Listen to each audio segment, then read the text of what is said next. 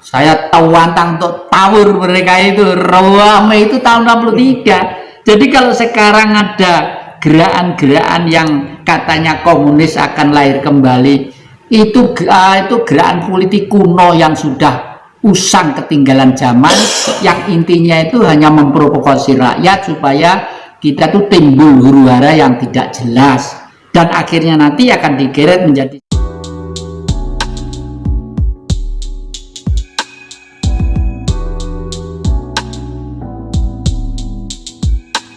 yang menarik dan lucu. Tugas kita itu untuk berpikir, maaf ya, saya tetap anak saya, cucu saya melaksanakan himbauan pemerintah, tapi jangan sampai kita nanti itu justru hancur oleh situasi yang dipolitisir oleh pihak-pihak tertentu yang memanfaatkan sekarang ini kan di tengah-tengah pemilihan pilpres ya. Itu banyak faktor-faktor X yang nunggang dalam kepentingan situasi ini untuk kepentingan mereka masing-masing. Dalam hal ini tujuan saya hanya satu, jangan sampai ada gerakan-gerakan yang pengen merubah negara Pancasila itu menjadi negara agama. Ini penting sekali. Oleh karena itu tadi saya bilang ukurannya melihat tokoh-tokoh itu adalah tahun 1965 dan reformasi ya. 1965 dan reformasi. 1965 adalah suatu peristiwa yang direkayasa oleh Blok Barat supaya Bung Karno runtuh. Kenapa Bung Karno harus runtuh? Karena pada waktu itu Blok Barat mengendai Irian Barat itu menjadi miliknya.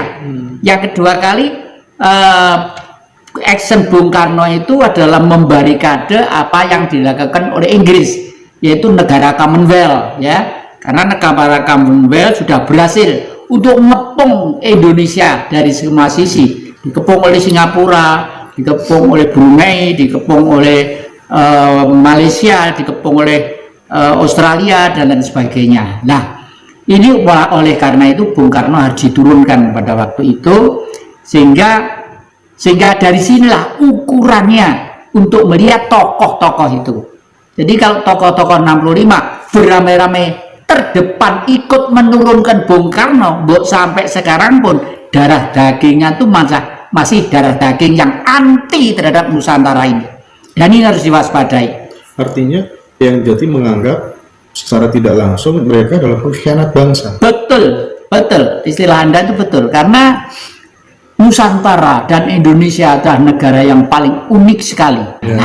Akhir-akhir ini kalau saya cermati, kok masih ada beberapa kelompok yang mengarah supaya kita itu anti Cina. Ini kalau kita dia anti Cina, konotasinya itu rame lagi. Seperti pada waktu tahun berapa gitu ada anti Cina. Wah, akhirnya toko-toko dibakar, ini dibakar, ini dibakar. Itu sebenarnya adalah perbuatan yang tidak baik, akan mengulangi peristiwa tahun 66-67 yang lalu.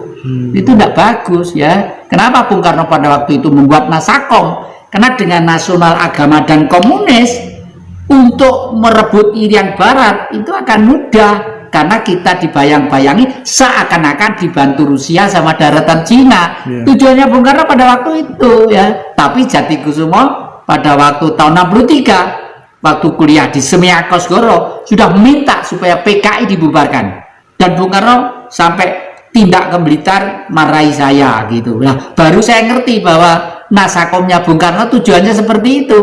Karena waktu itu kenapa kok ngamuk minta PKI dibubarkan? Nggih Pak, soalipun apa? Kalau pas wangsul sekolah, pulang sekolah itu mendengarkan guru-guru rapat. Nah, tugas kita adalah mengkomuniskan Indonesia, karena kalau Pancasila itu Indonesia aja banyak yang tidak senang. Buktinya apa? Ada pemberontakan DI, TII, Permesta. Tapi lah komunis kan internasional. Nah, begitu ada kata-kata harus mengkomuniskan Indonesia, sudah. Saya tahu wantang untuk tawur mereka itu rame itu tahun 63. Jadi kalau sekarang ada gerakan-gerakan yang katanya komunis akan lahir kembali, itu gerakan politik kuno yang sudah usang ketinggalan zaman, yang intinya itu hanya memprovokasi rakyat supaya kita tuh timbul huru-hara yang tidak jelas, dan akhirnya nanti akan digeret menjadi suatu negara agama yang anti kepada Pancasila. Intinya seperti itu. Tapi kebanyakan orang memang tidak sepakat, apa ya, pemerintah kita akhir-akhir ini memang selalu bergantung kepada Cina ya. Hutang numpuk sebegitunya begitu. Menurut yang jadi bagaimana itu?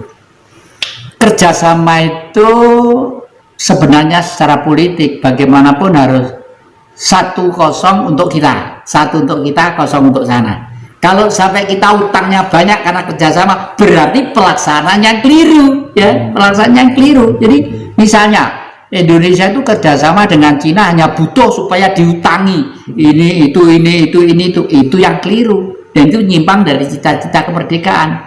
Oh, kita tuh lebih kaya kok, lebih kaya. Harta kita, kekayaan kita Sabang Merauke itu jauh lebih kaya. Lautnya, hutannya, tambangnya segala macam. Nah kok ke Cina, utang ke Cina, ya kita yang salah. Dan ini kelihatannya sejak tahun 1965 ini sudah terkondisi sedemikian rupa sehingga kita tuh ketergantungan terhadap orang lain itu sangat besar. Sehingga penerusnya untuk meneruskan ya ketergantungan, ya. Iya, kalau zaman Orde Baru masih lumayan lah, meskipun nyeleweng dari Pancasila, tapi sudah masih tegar lah ya, masih tegar, nasionalismenya masih tegar, cuma secara ideologis tergeser. Lalu dampaknya menjadi sekian ini. Buktinya apa? Setelah 65, kepala-kepala sekolah, dosen-dosen, guru-guru itu dirubah orangnya itu orang-orang, maaf, orang-orang pemberontak, Masumi, ini, itu dihidupkan kembali. Seperti kepala sekolah saya berubah setelah dari Pak ini menjadi Pak Imam, namanya Pak Imam, saya masih ingat imam siapa gitu ya. Itu langsung merubah satu sistem, satu kondisi pendidikan di sekolah itu, yang intinya bergeser ke kanan, istilahnya itu ke kanan, ekstrim kanan. Setiap orang pasti memiliki figur yang diidolakan, punya guru ideologis, punya guru untuk bertahan hidup, terus kemudian punya guru untuk apa tuh namanya berpolitik. Nah, saya ingin yang jadi sampaikan kepada seluruh pemirsa barangkali, siapa guru-guru yang saya sebutkan tadi yang menginspirasi dan sangat berpengaruh terhadap kehidupan yang jadi? Ya, pertama kali guru bertahan hidup, karena apapun manusia untuk bisa bertahan hidup lewat zaman atau tantangan apapun pula. Guru saya bertahan hidup itu adalah ibu kandung saya, namanya Suyi. Ibu saya cantik kayak orang Jepang gitu ya, namanya Suyi. Karena apa? Karena waktu itu sebagai orang di desa, saya itu waktu kecil sering diajak keliling ke desa-desa kampung, ngider kain dikreditkan gitu loh, dikreditkan ngider kain gitu. Saya ikut, dari situlah saya juga tahu kehidupan mereka, bagaimana orang desa itu hidup dan bertahan dan berbudaya serta bermasyarakat itu. Nah, kehidupan politik adalah bapak saya. Karena apa?